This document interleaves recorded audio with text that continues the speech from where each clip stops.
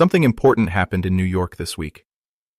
At first glance, it looked like another speech, another diplomatic appearance, another carefully managed event involving a foreign leader speaking to an American audience.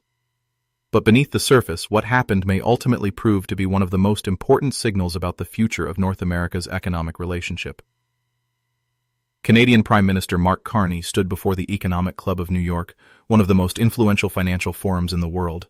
The audience included major investors, corporate executives, bankers, economists, and policy insiders. These are not people who gather for political theater. These are people who make decisions involving billions of dollars. And the message Carney delivered was remarkably clear. Canada is preparing for a world where it can no longer assume the United States will always be a predictable partner. That single idea runs through almost everything Ottawa has been doing over the past year. Trade diversification, energy expansion, critical mineral agreements, defense partnerships, infrastructure investments, new international alliances. Taken together, they reveal a much larger strategy. This is not simply Canada responding to tariffs. This is Canada repositioning itself for a very different global economy. And that matters because the economic relationship between Canada and the United States has been one of the closest and most integrated partnerships in modern history. For decades, geography appeared to guarantee stability. The two countries share the world's longest international border. They share supply chains, energy systems, transportation networks, manufacturing industries, financial markets. For generations, the assumption was simple. Canada needed access to the American market. America benefited from Canadian resources. The relationship worked, but recent years have introduced a new reality. Political uncertainty, tariff disputes, growing protectionism, strategic competition, and a broader shift in global power. As a result, Canada appears to be pursuing a strategy designed to reduce vulnerability while increasing flexibility. The question is whether Washington fully understands how significant that shift may become. The real audience was Wall Street. To understand why this speech matters, we first need to understand where it happened. The Economic Club of New York is not a campaign rally. It is not a press conference. It is not designed for television soundbites. Historically, this is a venue where major economic signals are delivered. Federal Reserve chairs have spoken there. Treasury secretaries have spoken there. CEOs of some of the largest corporations in the world have spoken there. Markets pay attention because the audience consists of people who allocate capital, and capital follows confidence. Carney understood this perfectly. His objective was not to win a political argument. His objective was to reassure investors that Canada has a long-term strategy. One of the biggest concerns facing investors today is uncertainty. Trade policies can change quickly. Governments can shift direction after elections. Geopolitical tensions can disrupt supply chains overnight. In that environment, countries that offer stability become increasingly attractive. Throughout his speech, Carney repeatedly emphasized predictability, investment, infrastructure, and long-term planning. That was not accidental. He was presenting Canada as a stable destination for global capital at a time when uncertainty is rising across many parts of the world. Perhaps the most important theme of the speech was diversification. For decades, Canada's economy has been heavily dependent on the United States. Roughly 3/4 of Canadian exports have traditionally gone south of the border. That dependence created enormous economic benefits, but it also created risks. When your largest trading partner changes policy, you feel the consequences immediately. Carney argued that Canada recognized these risks earlier than many observers realized. As a result, Ottawa has spent considerable effort expanding relationships beyond North America. Over the past year, Canada has signed numerous economic and security agreements across multiple continents. Negotiations continue with partners across Asia, Latin America, and Europe. The goal is not to replace the United States. That would be impossible. The goal is to reduce dependence. There is an important difference. Diversification gives countries options, and options create leverage. A country with only one major customer has limited negotiating power. A country with multiple customers has far greater flexibility. This principle applies to businesses, it applies to investors, and it applies to nations. The energy section of Carney's speech may have been the most strategically important. Canada remains one of the world's largest energy producers. The country possesses enormous reserves of oil, natural gas, hydroelectric power, uranium, and critical minerals. Much of that production currently flows toward the United States. For decades, that made economic sense. The infrastructure already existed.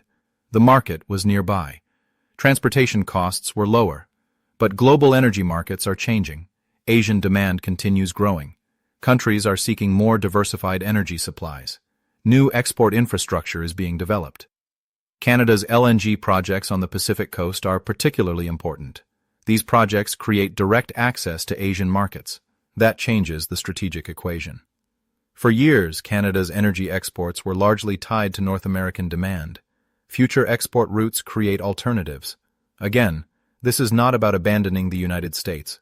It is about reducing dependence on a single market, and that fundamentally changes negotiating dynamics. Another major theme involved critical minerals. This may become one of the most important economic stories of the next decade. The global transition toward electric vehicles, renewable energy systems, advanced electronics, and artificial intelligence requires enormous quantities of strategic materials. Lithium, nickel, copper, graphite, rare earth elements. Uranium. Canada possesses significant reserves of many of these resources. As governments around the world race to secure supply chains, Canada's resource base becomes increasingly valuable. Carney highlighted dozens of agreements involving critical minerals and international partnerships. These agreements are not simply mining deals. They are strategic relationships. Who controls critical mineral supply chains may help determine who dominates future technologies. That reality has elevated Canada's importance far beyond its population size. A country of 40 million people now finds itself holding assets that major economies desperately need. One of the most fascinating aspects of the speech involved China's rise. Carney referenced broader geopolitical competition and the risks associated with great power rivalry. This is where Canada's position becomes particularly interesting. Unlike the United States or China, Canada is not a superpower. But middle powers can sometimes play unique roles. They can act as connectors. They can facilitate cooperation. They can maintain relationships across multiple regions. Carney appeared to suggest that Canada intends to pursue exactly that role. Rather than choosing isolation, Canada is expanding engagement. Rather than retreating from globalization, Canada is adapting to a new version of it. That approach could provide Canada with significant diplomatic and economic advantages in an increasingly fragmented world. Another underappreciated part of the speech involved defense modernization. For years, Canada has faced criticism regarding military spending. Carney acknowledged these concerns, but he also suggested a different perspective. Modern warfare is changing rapidly.